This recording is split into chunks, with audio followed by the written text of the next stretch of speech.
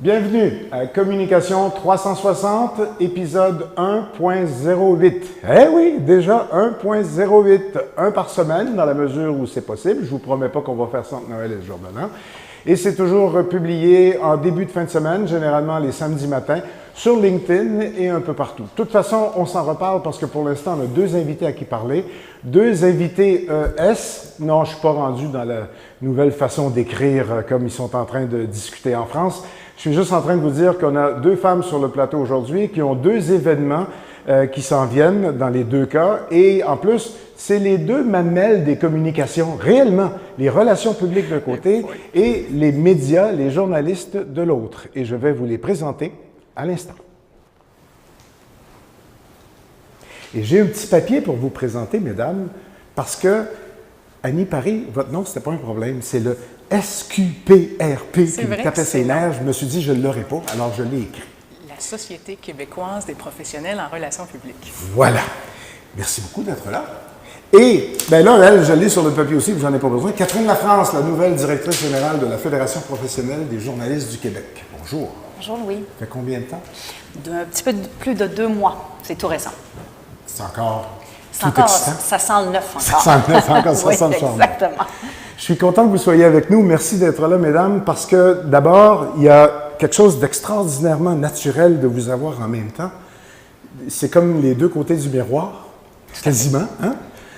En tout cas, c'est comme ça qu'on le voit quand j'étais dans la FPJQ, parce que je suis plus dans la FPJQ, parce que j'aurais pas le droit de faire ce que je fais là si j'étais encore dans la FPJQ.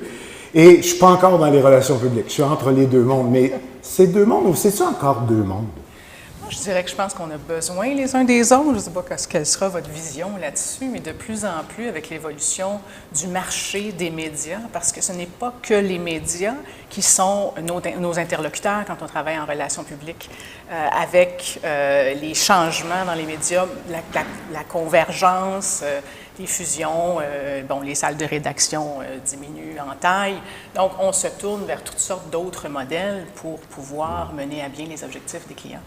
Et les communications ont changé. Alors, même si on dit qu'on continue de faire ce qu'on faisait, on le fait dans un nouveau monde. C'est vrai pour les journalistes aussi. Même, c'est quasiment plus vrai pour les journalistes parce que avec la dimension de fake news et tous les débats qui ont cours en ce moment, c'est comme si on était bombardé des deux côtés. On s'ajuste à l'interne, on n'a plus d'argent pour faire du papier, on est en train de faire des plateformes, on fait toutes sortes de choses.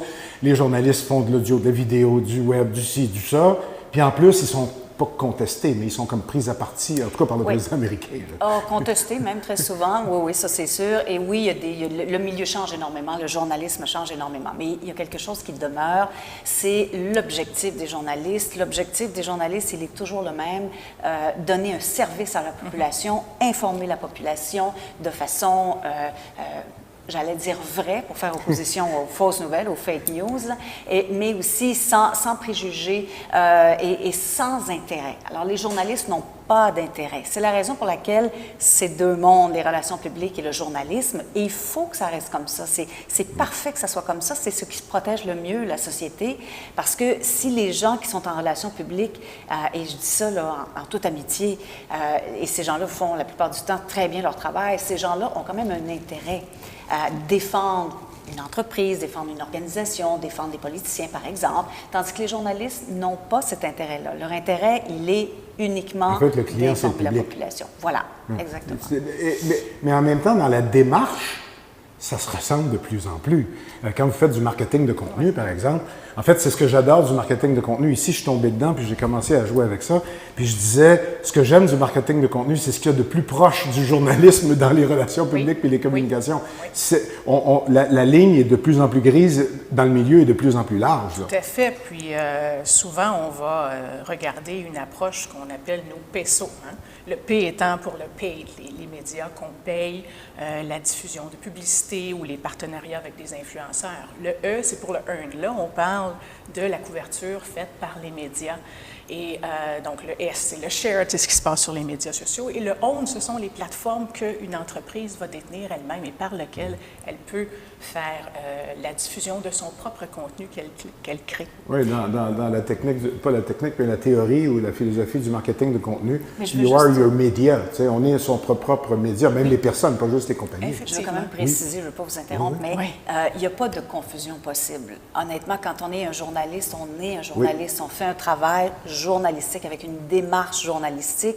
Ça n'a rien à voir avec de la publicité. Il faut vraiment que ça soit clair pour les gens. Puis je comprends que ce n'est pas toujours clair et c'est peut-être de moins en moins clair. Oui. Mais le journaliste ne fait pas de marketing, ne fait pas de publicité. Il n'y a pas de contenu, sauf du contenu journalistique. Et ça veut dire beaucoup de choses. Qu'est-ce que c'est du contenu journalistique? C'est une démarche journalistique, c'est-à-dire qu'il faut valider les informations, être complètement, je le disais tantôt, n'avoir aucun intérêt et pondre, passez-moi l'expression, un papier, un reportage à la radio, à la télé, sur le web, la plateforme n'a pas d'importance.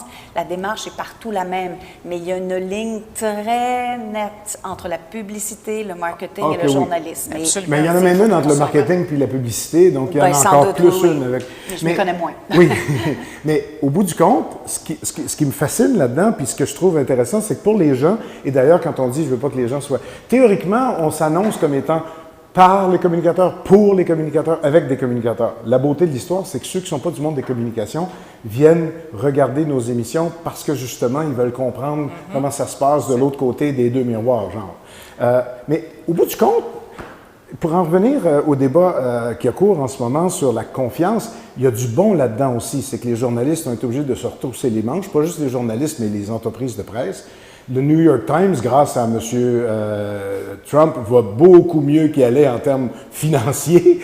C'est pas que c'est du bon parce que c'est peut-être seulement passager, mais la réflexion qui vient avec tout le débat qui accompagne la crise des fake news, ça c'est bien parce que ça se fait à un moment où on était justement en train de se chercher aussi, de se trouver une autre place. Ne serait-ce que nous, on est chanceux, on a la Presse Plus, on a un bon exemple, mais il y a plein de monde qui se demande encore comment ça va marcher quand il n'y aura plus de papier. Là. Oui, c'est sûr qu'il y a un petit peu le retour du balancier. Je ne suis pas sûre que les grands patrons de presse, ou je prends l'exemple des États-Unis avec Trump, soient heureux et se frottent les mains parce que quand même, ce que Donald Trump fait, ça ébranle un peu la démocratie, disons, et ça remet en question le travail de la presse et il discrédite le travail de la presse et des journalistes. Et ça, c'est extrêmement dangereux, peu importe le pays dans lequel ça se fait, surtout si ça vient de quelqu'un comme le président.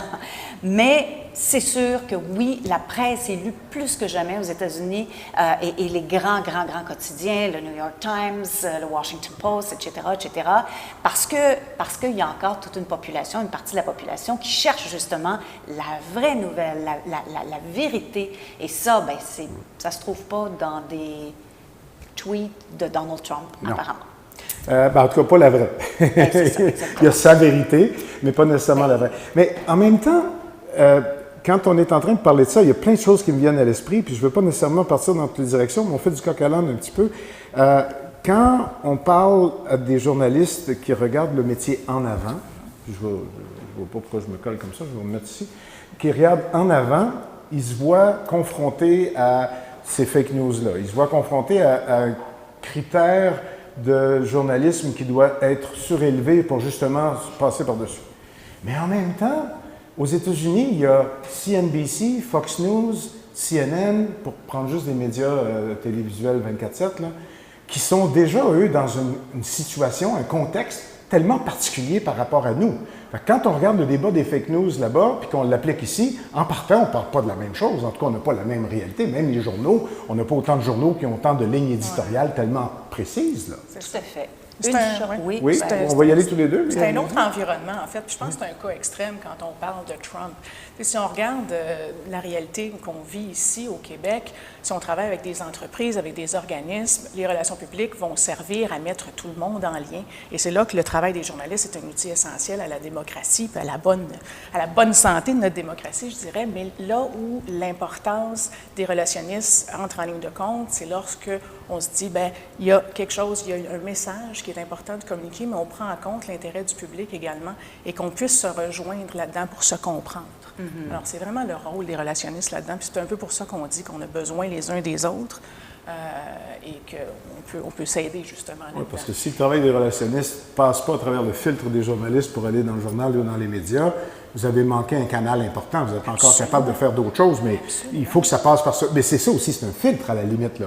Quand on dit les deux côtés du miroir, c'est pas parce qu'on est en chicane, c'est qu'on travaille en amont, en aval par rapport au public, puis ça fait partie du processus journalistique d'être capable de rejoindre aussi les gens. J'aime le mot filtre, j'aime l'expression filtre parce que c'est ça, effectivement. Quand quelque chose passe, une information, disons, par le filtre journalistique, le travail d'un journaliste, bien, c'est justement filtrer, étudier, décortiquer. Et en cette ère de fausses nouvelles, il existe cet outil extraordinaire auquel on a de plus en plus recours, qui est la vérification des faits, que ce soit aux États-Unis, que ce soit ici. Et pour ça, souvent, les journalistes ont besoin des gens qui travaillent en relations publiques. On a même créé une bête qui s'appelle François Cormier et la vérif à Radio-Canada. Exactement. Et puis, on ne l'a pas inventé, ça dure depuis des années aux campagnes électorales, mais là, on l'a adapté aux besoins du jour. Tout à fait. Et aux différentes plateformes, ça se voit sur les réseaux sociaux beaucoup. Alors, qu'est-ce que la vérification des faits? Pour ceux qui ne sauraient pas ce que c'est pas compliqué. On prend une information, qu'elle vienne de la Maison-Blanche aux États-Unis, qu'elle vienne d'Ottawa, qu'elle vienne de Québec, de n'importe où, et on la vérifie point par point, et on donne cette information-là au public, on la rend accessible au public. Donc, on partage, si vous voulez, la démarche journalistique, et on en déduit que l'information est vraie, plus ou moins vraie, fausse, complètement fausse, etc. Mais notre situation ici est particulière aussi. On le dit souvent pour n'importe quoi, c'est petit le Québec, 7 millions, bon... mais effectivement, il faut qu'on tienne compte de la réalité du marché québécois quand on parle de ces choses-là aussi.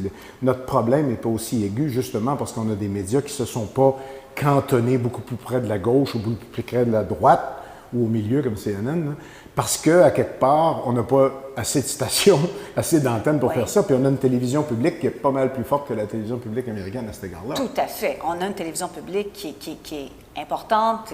Les gens qui travaillent dans le diffuseur public vous diront que c'est pas assez financé, mais elle est quand même financée et elle est indépendante. Ça, il faut le préciser. Elle est financée par le gouvernement, par l'État, mais elle est indépendante. Ça, c'est très, très important. Il y a ça. Je pense que la culture est complètement différente. On n'assiste pas ici, de ce côté-ci de la frontière, à la même dérive que ce qu'on voit aux États-Unis pour toutes sortes de raisons, je crois. Les lobbies sont quand même moins forts ici au Canada, dans l'ensemble, qu'aux États-Unis. Je pense au lobby des armes aux États-Unis.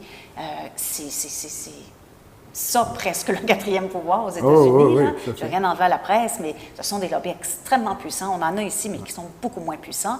Donc, pour toutes ces raisons-là, je pense qu'on a encore une fois des filtres, on a des remparts ici pour éviter de plonger dans la fausse... Il y a des fausses nouvelles comme partout ailleurs, mais je ne pense pas que la société québécoise, la société canadienne soit en train de plonger dans ce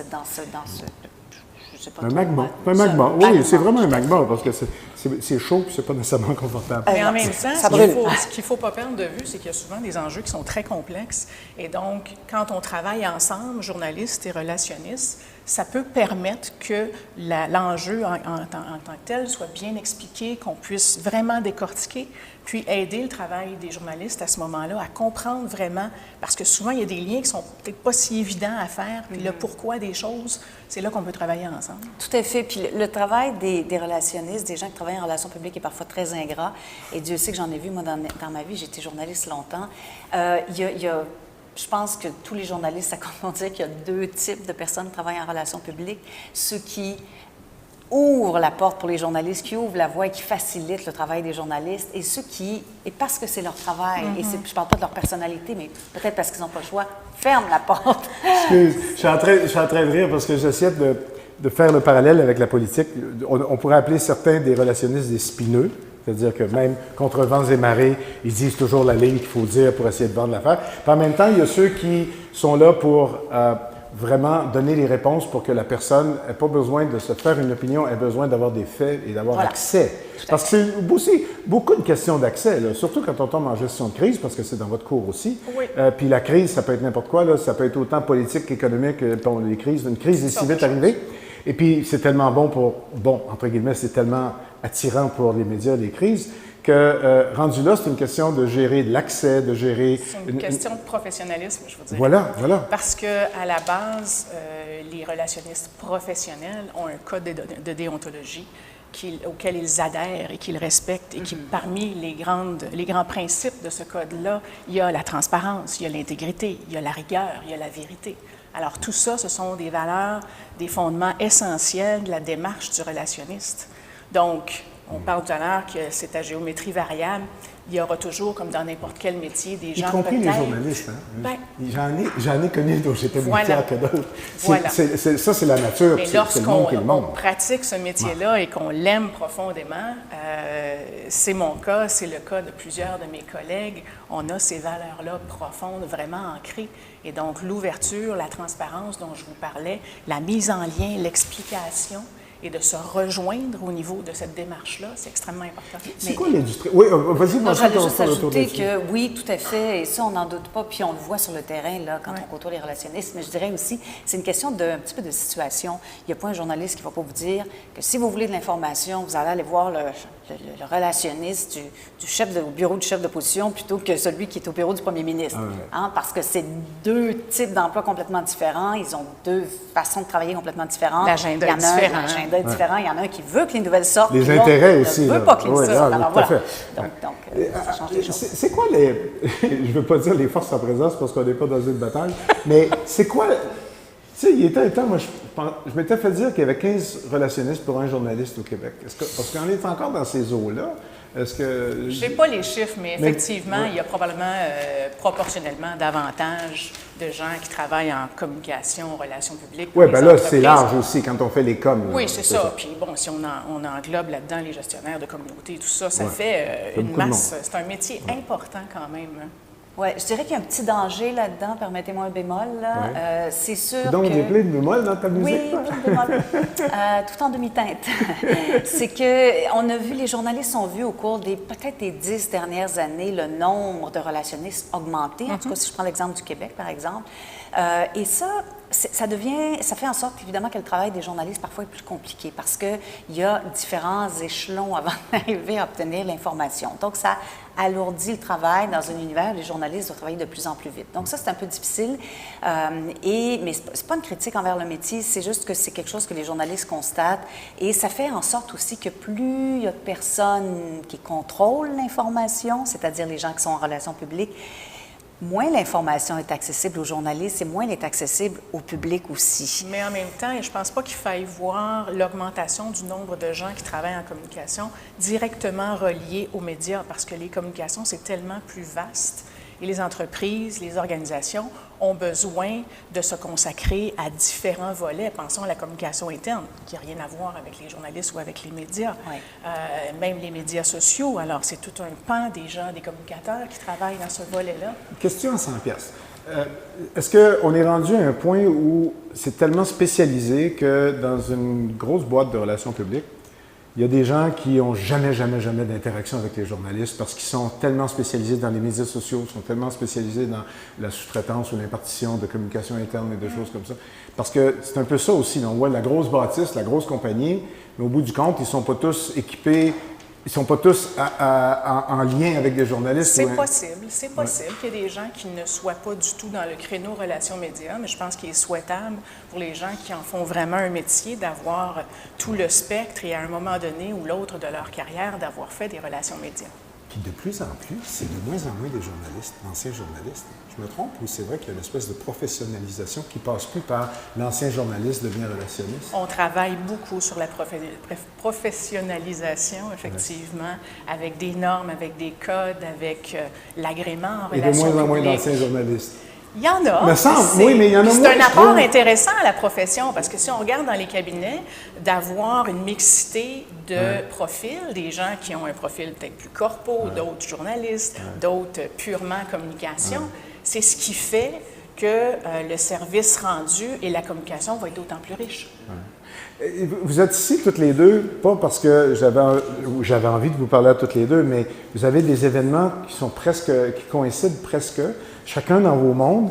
Et je voulais qu'on en parle parce que, oui, c'est des événements, mais il y a aussi, c'est une façon de mesurer le temps, de mesurer la tâche, de mesurer où on est rendu puis où on s'en va. Dans votre cas, Catherine, c'est un congrès. Dans votre cas, à vous, c'est un gala. On ne tirera pas à pelle ou face. J'ai commencé en parlant à vous tantôt. Je vais commencer en parlant à Catherine. C'est ça que j'ai fait tantôt, hein? J'ai commencé par elle? Oui. La Fédération professionnelle des journalistes du Québec tient un congrès qui, traditionnellement, est le moment de régler nos comptes à l'interne quand on a des problèmes. Puis là, on a traversé une certaine, pas une tempête, mais un certain changement de garde. On a un nouveau président depuis 2 ans, il a été réélu, là, une nouvelle directrice générale. On sent que tout ce dont on parlait tantôt, les fausses nouvelles, les prises à partie, les ajustements dans les salles des nouvelles, ça a dynamisé la FPJQ. Pas qu'on avait des problèmes qu'on n'en a plus, mais on a du monde qui monte aux barricades. Je me trompe? Ou... Non, c'est un fait. Il y a des gens qui montent aux barricades et la FPJQ le fait. Pourquoi? Parce que la FPJQ défend son mandat. Le plus important est de défendre la liberté de presse et le droit du public à l'information par conséquent. Donc, oui, les gens à la FPJQ sont mobilisés plus que jamais, les gens qui sont sur le CA, les gens qui sont à l'interne, à la permanence de la FPJQ. Et on a, vous l'avez dit, Louis, on a un congrès. Un congrès, là, à la FPJQ, c'est une grosse affaire. Oui.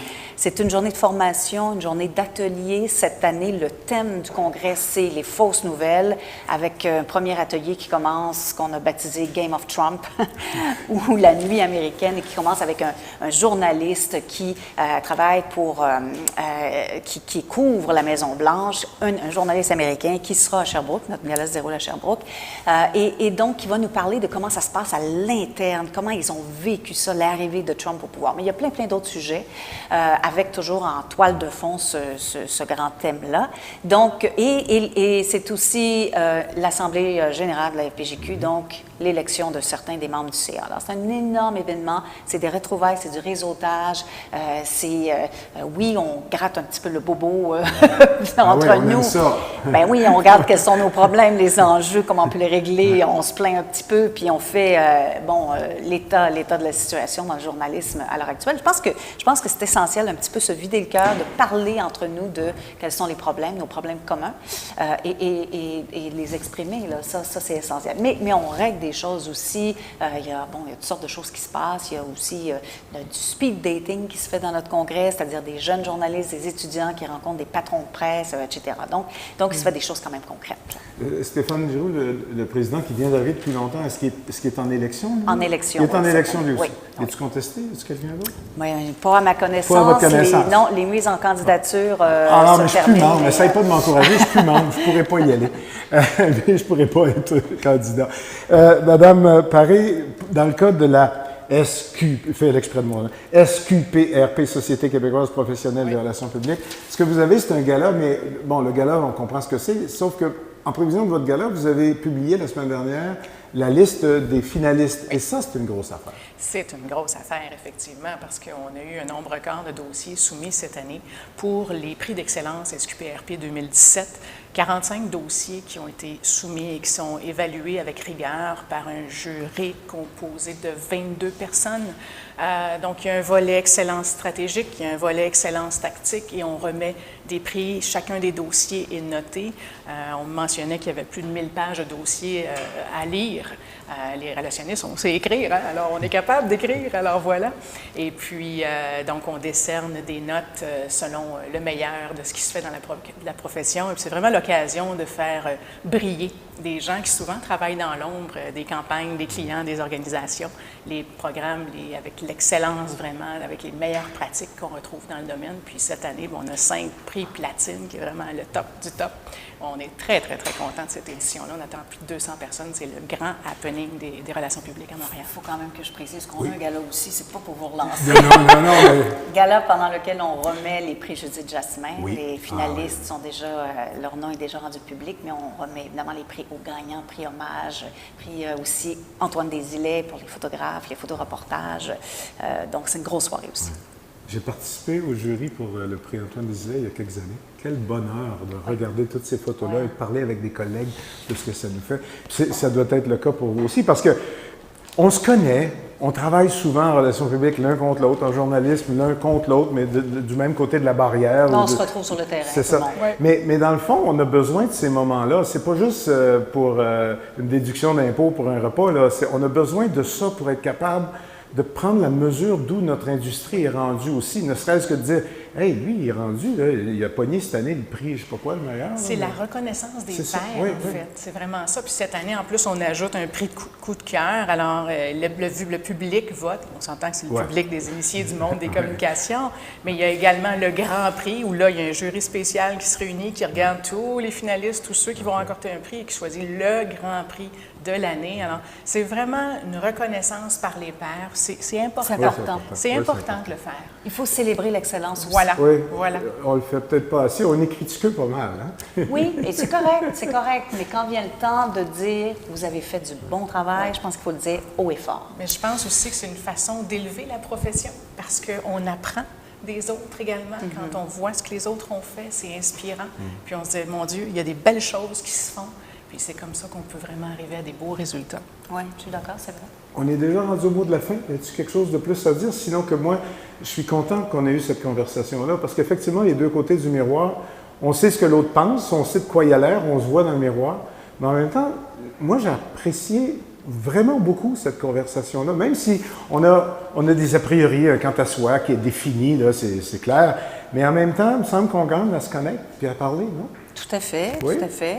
Oui, et d'ailleurs, Oui. si je peux ajouter quelque chose, Oui. je veux juste vous dire que notre congrès, il est public, ouvert à tout le monde, aux relationnistes aussi. Notre gala, il est public, alors les gens peuvent venir voir et entendre ce qui se fait dans notre univers. Annie Paris, vous avez le mot de la fin.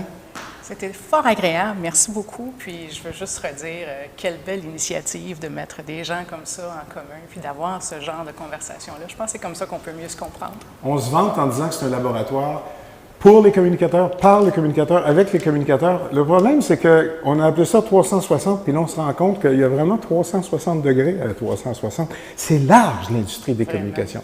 Et effectivement, il n'y avait pas de lien à travers tout ça. C'est pas comme s'il y avait un club social des coms à Montréal, mais là, il y a une émission qui prétend, en tout cas, laisser les gens se parler et s'écouter. Merci beaucoup, mesdames. C'était un plaisir. Ces mesdames, c'est Annie Paré, là, il faut que je regarde encore mon petit papier, de la SQPRP, Société québécoise des professionnels de relations publiques, et Catherine Lafrance, nouvelle directrice générale de la FPJQ, la Fédération professionnelle des journalistes du Québec. Nous, c'est Communication 360. Je vous l'ai dit en commençant, je vous le dis en terminant. Vous allez nous trouver sur LinkedIn. Si vous n'êtes pas abonné à Format, suivez ça pour vous abonner à Format, pour être capable de voir arriver la prochaine émission, le prochain épisode de Communication 360. Celui-ci, c'était le 1.08. Merci d'avoir été là. Salut!